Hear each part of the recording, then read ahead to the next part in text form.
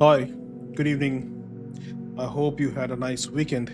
I'm back again, sharing a topic from Harvard Business Review, and the topic is to solve a tough problem and refining it. I hope you are enjoying the series of the Harvard Business Review, discussions, and I hope it is improving. It is improving your understanding of leadership and management. For any feedback, I'm more than happy to accommodate and improve. Kindly keep me posted. Thank you, and have a nice day. So this topic is, as I said, it is from decision making and problem solving category. The topic is to solve a problem, to solve a tough problem, reframe it. And there are 5 steps to ensure that you do not jump to solutions. And what are these 5 steps we are going to discuss? The article is written by Julia Binder, professor of IMD Business School, and Michael D. Watkins. And as you know, it is being presented by me. So yeah, let's move ahead. As I said in the introduction, there are 5 proven steps to ensure that you do not jump to solutions. There are tough problems that are often framed poorly. Rushing to solutions leads to failure, and effective leaders reframe problems before solving them. Reframe and rephrasing is extremely important part of leadership. Let me give you an example. Reframing means that you say the same problem differently in different words so that it is easy to understand by everyone in the room. Rephrasing means that you rephrase the same sentence, same problem statement in 2-3 ways so that if there is any degree of ambiguity left in understanding the context, through different backgrounds, in understanding the context by the people in the room who are coming from different backgrounds, that can be removed. That's why it is very important as a leader to reframe the problem statement and rephrase it. In other words, trying it 2-3 times so that anyone who is coming from a different background, it removes the ambiguity, it removes the level of confusions to 0. That's the reason why reframing and rephrasing is very important. When business leaders confront complex problems, there's a powerful impulse to dive right into solving mode, which we have to avoid. You gather a team and then identify potential solutions. That's fine for challenges you have faced before or when proven methods yield good results. But what happens when a new type of problem arises or aspects of a familiar one shift substantially? Or if you are not exactly sure what the problem is. Research conducted by us and others shows that leaders and their teams devote too little effort to examining and defining problems before trying to solve them. And that's where the problem lies. They simply jump on to the solution and try to find solutions and implementing it, while too little effort were invested to examine and define problems before trying to solve them. A study by Paul Nutt of Ohio State University, for example, looked at 350 decision-making processes at medium to large corporations and found that more than half failed to achieve desired results. Often because perceived time pressure caused people to pay insufficient attention to examining problems from all angles. That's the reason why we do rephrasing. Rephrasing, contextualizing from all the angles. Often because perceived time pressure caused people to pay insufficient attention to examining problems from all angles and exploring their complexities. By jumping immediately into problem solving, teams limit their ability to design innovative and durable solutions. When we work with organizations and teams, we encourage them to spend more time upfront on problem framing, a process for understanding and defining a problem. Exploring frames is like looking at a scene through various camera lenses while adjusting your angle, aperture, and focus. A wide angle lens will give you a very different photo from that taken with a telephoto lens. And shifting your angle and depth of focus yields distinct images. Effective problem framing is similar. Looking at a problem from a variety of perspectives lets you uncover new insights and generate fresh ideas. As with all essential processes, it helps to have a methodology and a roadmap. The article introduces the E5 approach to problem framing: expand, examine, empathize, elevate, and envision, and offers tools that enable leaders to fully explore the problem space. What are these 5 things? They are: expand. First is expand, examine, empathize, elevate, and envision. We will discuss them one by one. And offers tools that enable leaders to fully explore the problem space. Let's understand the first, which is expand. As I said, the E5 approaches. First is expand. What does expansion means? Look broadly, avoid narrow framing. Second is examine. Uncover root causes and assumptions. Third is empathize. Understand stakeholder perspectives. Fourth is elevate. Place issue in broader strategic context. Envision is fifth and last, which is craft a roadmap for the desired outcome. Now let's discuss them one by one. Expand, which is phase 1.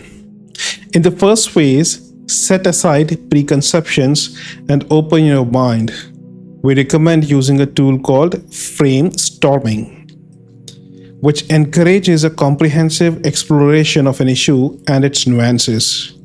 It is a neglected precursor to brainstorming, which typically focuses on generating many different answers for an already framed challenge. Framestorming helps teams identify assumptions and blind spots, mitigating the risk of pursuing inadequate or biased solutions.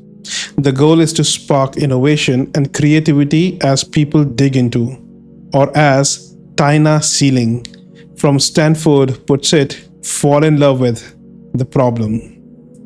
Begin by assembling a diverse team, encompassing a variety of types of expertise and perspectives. Involving outsiders can be helpful since they are often coming to the issue cold. A good way to prompt the team to consider alternative scenarios is by asking, first, what if? Second, how might we? These kind of questions. For example, ask your team, what if we had access to unlimited resources to tackle this issue? Or, how might better collaboration between departments or teams help us tackle this issue? The primary objective is to generate many alternative problem frames, allowing for a more holistic understanding of the issue. Within an open, non-judgmental atmosphere, you deliberately challenge established thinking, what we call breaking the frame. Consider the problem framing process at a company we will call Omega. That's, for example, Omega Soundscapes. It is a mid-sized producer of high-end headphones.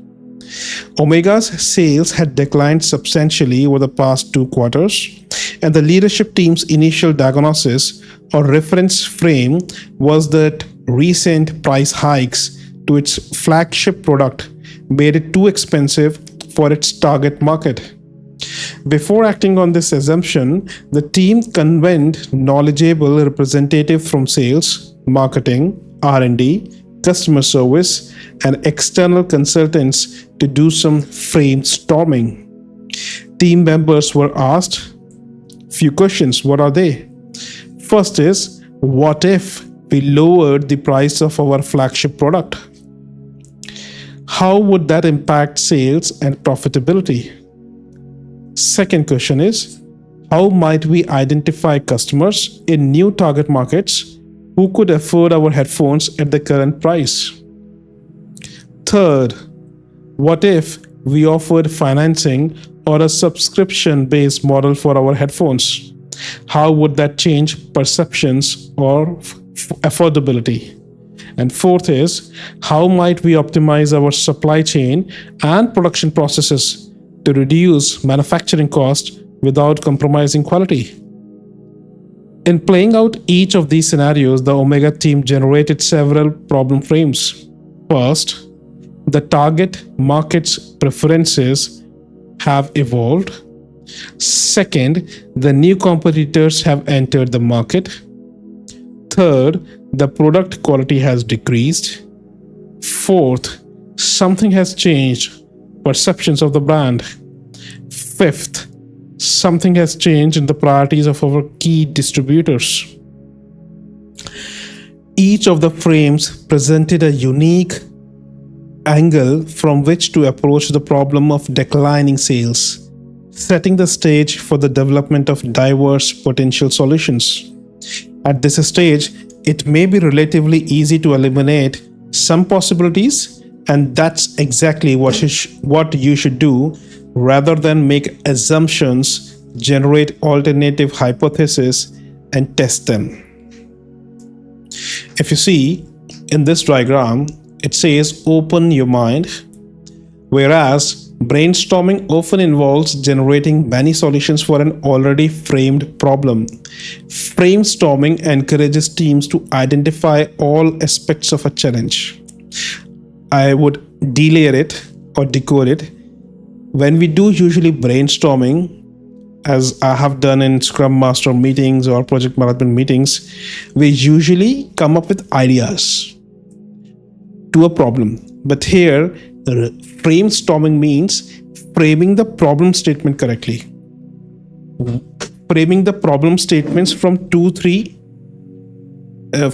scenarios, and then going into the brainstorming session to find solutions to these problem statements. That's what framestorming means. So if you see in the second diagram, it says problem, and then you find solutions. While framestorming means framing the problem in an analytical way from 2-3 contexts, and then doing brainstorming for this one, brainstorming for this problem statement, brainstorming for this problem statement, brainstorming for this, and henceforth, and then combining all these solutions that you have collected from different brainstorming sessions of each question. That will give you the complete scenario. That will help you decode the complete scenario of the problem statement. And it is extremely important. I have in my personal experiences with projects, as a project manager, as a program manager, I've seen it multiple times that team sat for a brainstorming session for 2-3 days or 2-3 sprints, collected all the solutions, implemented, but the solution was not foolproof. Why? Because they have not reconsidered, restructured the problem statement from different angles. What they did was best for a problem statement from the one single point of view, but the other point of views or other contexts were ignored. That's where the problem comes. I hope it is clear. Let's move ahead. The second one is examining. Why? If the expand phase is about identifying all the facets of a problem, this one is about diving deep to identify root causes.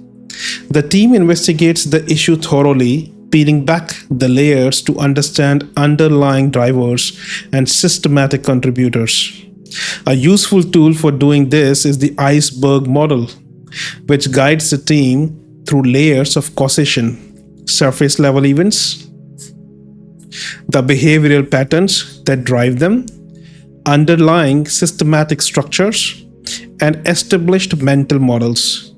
As you probe ever deeper and document your findings, you begin to home in on the problem's root causes. As is the case in the expand phase, open discussions and collaborative research are crucial for achieving a comprehensive analysis. Let's return to our Omega sound spaces example and use the iceberg model to delve into the issues surrounding the 2 quarters of declining sales. Starting with the first layer beneath the surface, the behavioral pattern, the team diligently analyzed customer feedback. It discovered a significant drop in brand loyalty. This aspect is very important because you make your business through repetitive customers. This finding validated the problem frame of a shifting brand perception, prompting further investigation into what might have been causing it. Moving to the systematic structures level, team members drilled down into declining product quality frame. They uncovered a key contributing factor, a recent change in the manufacturing process. In an attempt to increase production volumes and reduce costs, Omega has transitioned to a new plastic injection molding process, inadvertently lowering product quality. The team also investigated the distribution channel frame and discovered that marketing had been prioritizing direct online sales over traditional channels, which could have contributed to the sales decline. Exploring the deepest layer, established mental models, the team realized that a fundamental conviction had long been guiding Omega's actions. The organization believed that its headphones were superior and as a result did not require regular quality checks or updates. This confidence in the product's excellence and its ability to command a higher price had blinded the company to evolving market dynamics and customer preferences. You need to always keep yourself on toe. No product is the best. There is always a scope for improvement. R&D is an extremely important part of such kind of products, which this company had stopped investing in. Together, the insights from the iceberg process helped the team better understand the many factors contributing to the decline in sales and positioned Omega to formulate a more effective turnaround strategy. So if you see in this diagram, it says examine. It's an iceberg model. The first is events, what have happened. The first layer is patterns of the behavior, how our customers, employees, and other stakeholders are reacting. Second degree of discussion is underlying systematic structure. What are structural forces, processes, norms, strategy are at play? And the last is mental model. How do our values, beliefs, and assumptions reinforce the underlying issue? And this is known as iceberg model. Let's move to the third phase, which is empathize. In this phase, the focus is on the stakeholders, employees, customers, clients, investors, supply chain partners, and other parties who are most central to and affected by the problem under investigation. The core objective is to understand how they perceive the issue, what they think and feel, how they are acting, and what they want. First, list all the people who are directly or indirectly relevant to the problem. It may be helpful to create a visual representation of the network of relationships in the ecosystem. Prioritize the stakeholders according to their level.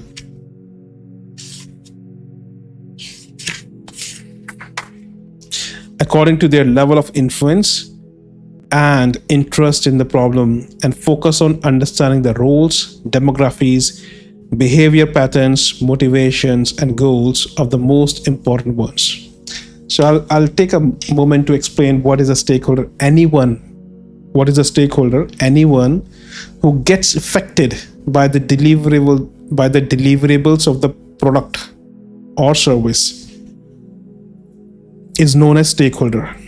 That effect of the product or service can be positive or can be negative.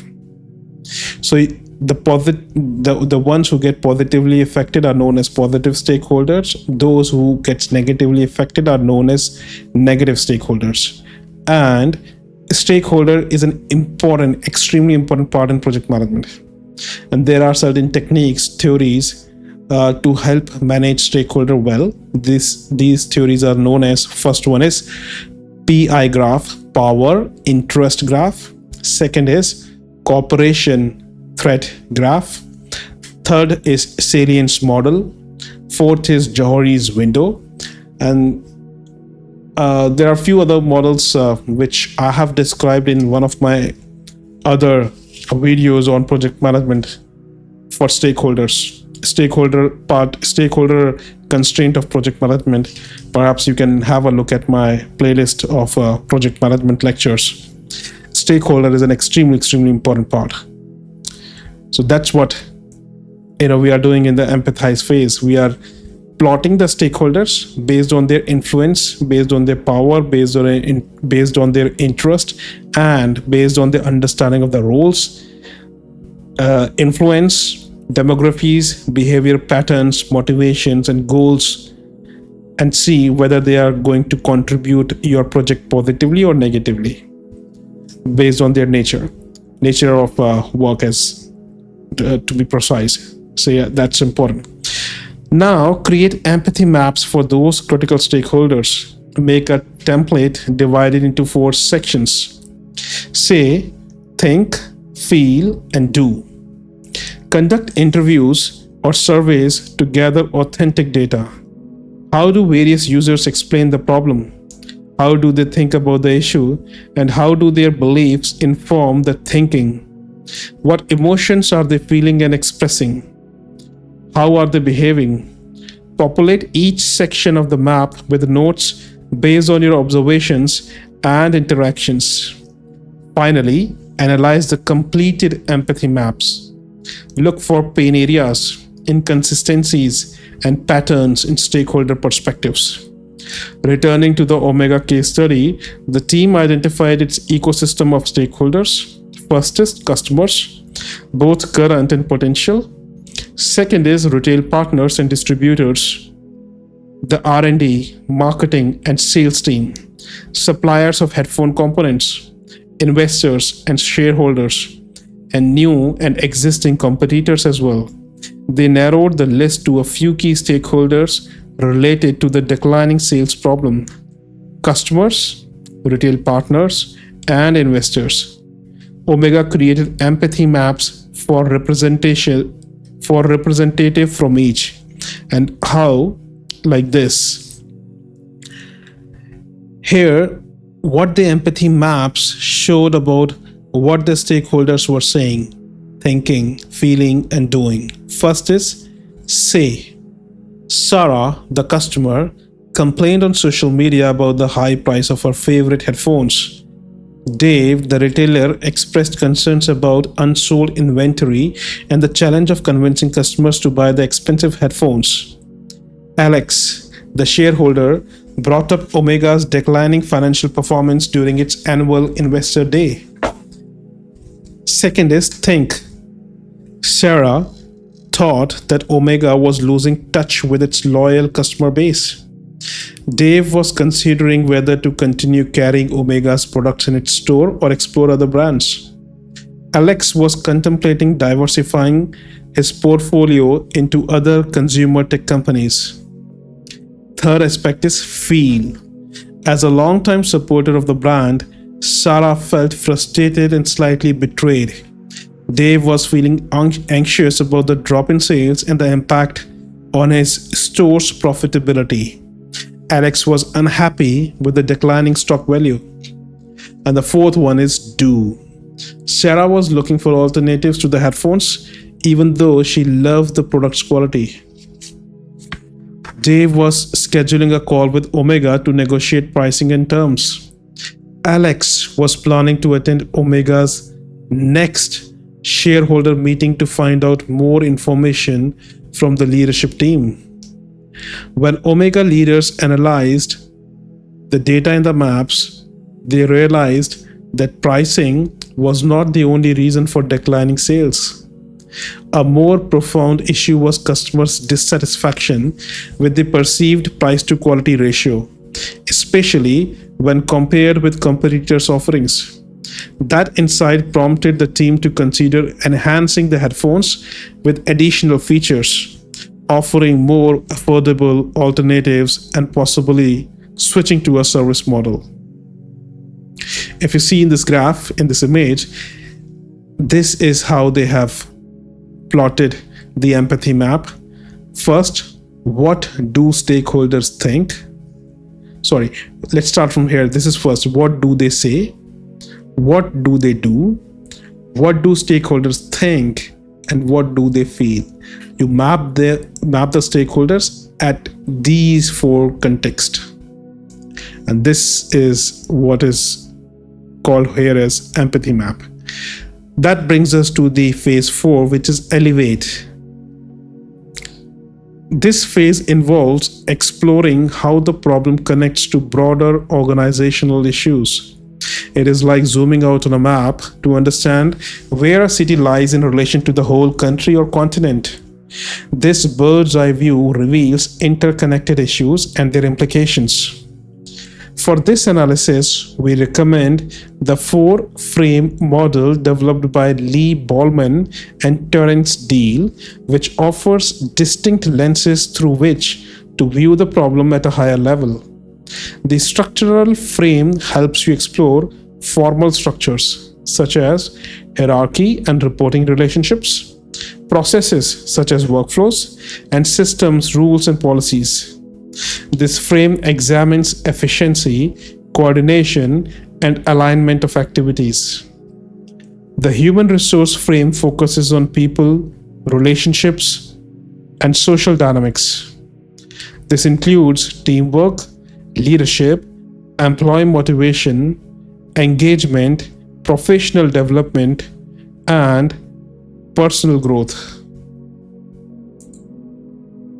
In this frame, the organization is seen as a community or a family that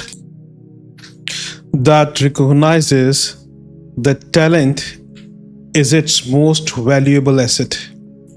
The political frame delves into power dynamics, competing interests, conflicts, coalitions, and negotiations.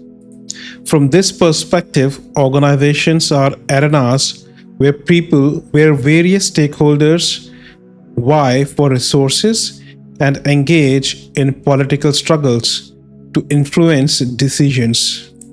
It helps you see how power is distributed, used, and contested.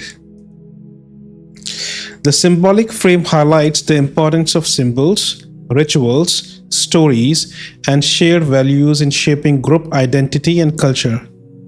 In it, organizations are depicted as theaters through which its members make meaning. Using this model, the Omega team generated the following insights in the 4 frames. The first is structural. As you can see over here, it starts with structural, what it is. A deeper look into the company's structure revealed siloing and a lack of coordination between the R&D and marketing departments, which had led to misaligned messaging to customers. It also highlighted a lack of collaboration between the 2 functions and pointed to the need to communicate with the target market about the product's features and benefits in a coherent and compelling way. I must say that departments working in silos is such a massive problem in the corporations, in the industries, in the companies, that it creates such a power tussle between the 2 departments, blame game, and a concern of authority, and a political game also comes in when the department work in silos. If you recall, in the project management lectures that I have created, which are available in my playlist in this channel, there, as a project, you have constraints to manage. It starts with scope, second is time, third is cost, then comes quality, resource, communication, risk, procurement, stakeholder, and at the end is integration. You have to integrate it as a project manager at a program level. At a project management, you are integrating these constraints. At a program level, you are managing or integrating the projects under it. So working silos is such a big problem, and that's it. And that's how it affects the overall sales and overall health of the organization. If you see in this case, Omega smart headphones, this is the problem, that both the departments would R&D working independently, sales were working independently, and there was no communication between them, and that led to this concern. Let's move ahead with the second one. So structural we have discussed. Then comes human resources. This frame revealed that the declining sales and price hikes had ramped up pressure on the sales team, damaging their morale. The demotivating team was struggling to effectively promote the product, making it harder to recover from declining sales. Omega realized it was lacking adequate support, training, and incentives for the team. Third is political. The key insight from this frame was that the finance team's reluctance to approve promotions in the sales group to maintain margins was exacerbating the morale problem.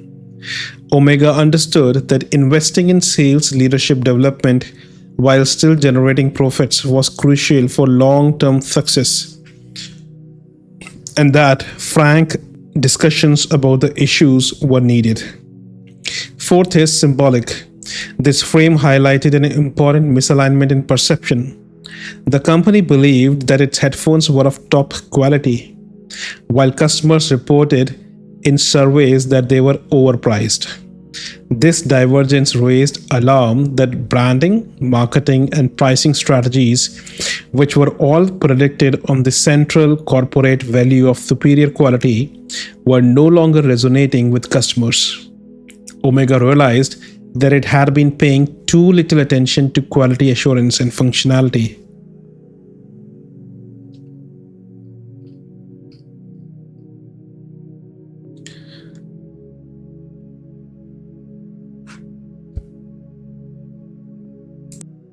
Let's move with the last one, which is Envision.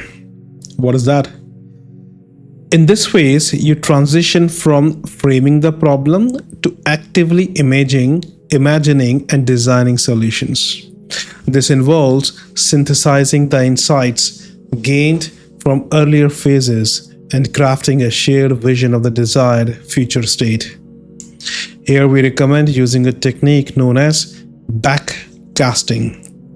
First, clearly define your desired goal. For example, a team struggling with missed deadlines and declining productivity might aim to achieve on-time completion rates of 98% for its projects and increase the volume of projects by 5% over the next year. Next, reverse engineer the path to achieving your goal. Outline key milestones required over both the short term and the long term. For each one, pinpoint specific interventions, strategies, and initiatives that will propel you closer to your goal. These may encompass changes in processes, policies, technologies, and behaviors. Synthesize the activities into a sequenced, chronological, prioritized roadmap or action plan, and allocate the resources, including time, budget, and personnel necessary to implement the solutions.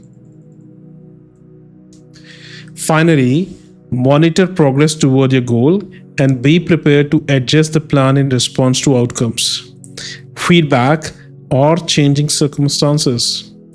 This is extremely important to remain agile, to find better ways to deliver results, and if something is not giving you results, change the process. Finally, monitor progress toward your goal and be prepared to adjust the plan in response to outcomes, feedback, or changing circumstances. This approach ensures that the team's efforts in implementing the insights from the previous phases are strategically and purposefully directed toward a concrete destination. Having built a deep understanding of the challenges in the first 4 phases, the Omega leadership team crafted a vision of the desired future, regained the market position as the top quality headphone brand, achieving a 10% sales increase over the next year, and worked backward to develop a comprehensive action plan to achieve it. It built on the key takeaways from the previous 4 phases, including the need to strengthen partnerships with distributors, introduce products that were more appealing to customers, and revitalize customers' relationship with the brand. The plan was broken into three time horizons. First is long-term strategies, 9 to 12 months and beyond. During this period, Omega planned to reinvest in partnerships with premium electronics retailers to set up exclusive in-store promotions or branded kiosks. It committed to developing and launching a headphone model that incorporated features based on customer feedback and market trends. Throughout product development, it would engage customers by sharing prototypes and gathering feedback. Omega would also focus on building a vibrant customer community. It would start an online community where users would share experiences, offer suggestions, and interact directly with the company representatives. That would create a feedback loop and serve as a platform for announcing new products. Second is near future initiatives, 4 to 8 months. In the near term, Omega would focus on improving interdepartmental collaboration. It would organize bi-weekly meetings with R&D and marketing to align product development with market demands and enable consistent messaging about product quality and features.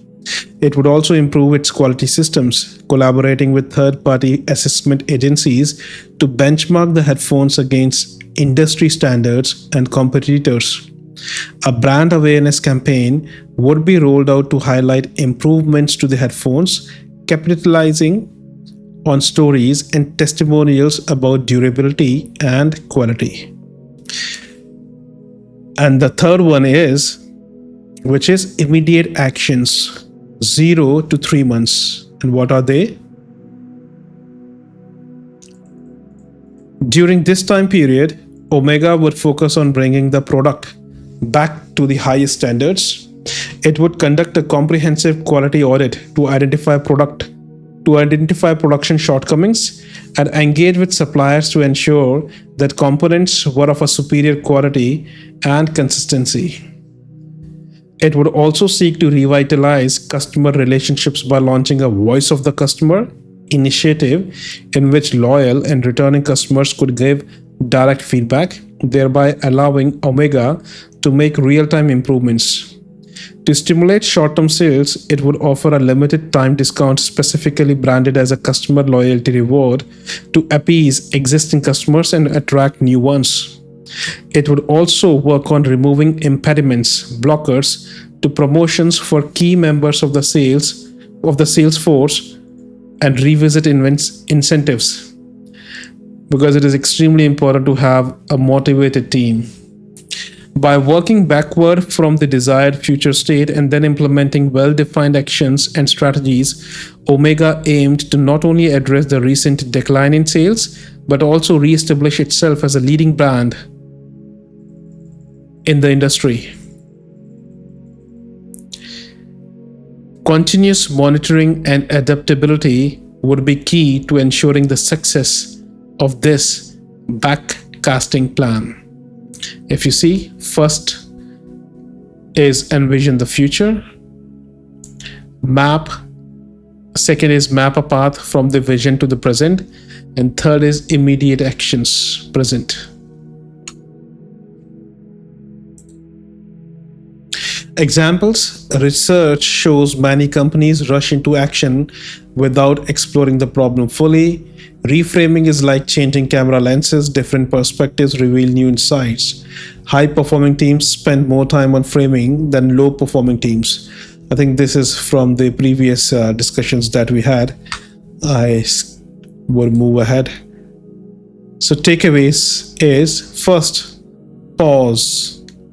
Take a pause before solving the problem. Think of that problem statement from different angles, from different context. And then you will realize that problem statement can be reframed in 3-4 ways, thus capturing all the context and then doing the brainstorming with each problem statement. I'll take you back on my slide over here if you recall what I meant to say here. Brainstorming is finding solutions to a problem, but what we are saying is framestorming. Is my problem statement correct? Or it can be written in 5 different ways, considering 5 contexts.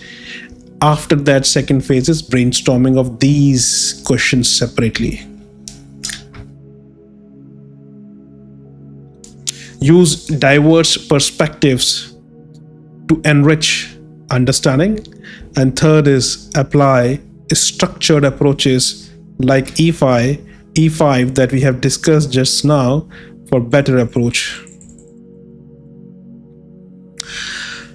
At the end, I would say Albert Einstein once said, if I had 1 hour to solve a problem,